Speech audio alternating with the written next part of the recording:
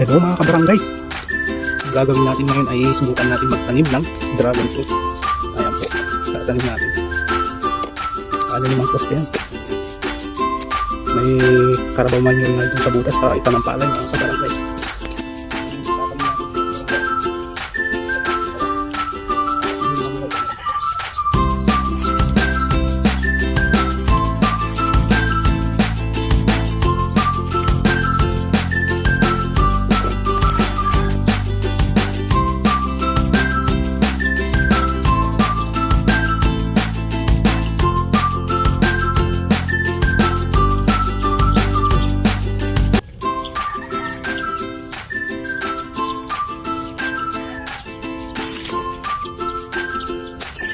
Yan lang mga kabarangay, yung naitanim natin dragon fruit.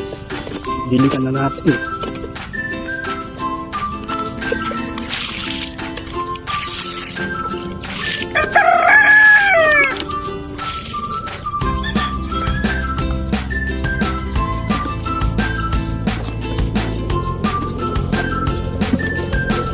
Tanim lang tayo ng tanim para may tanim yun.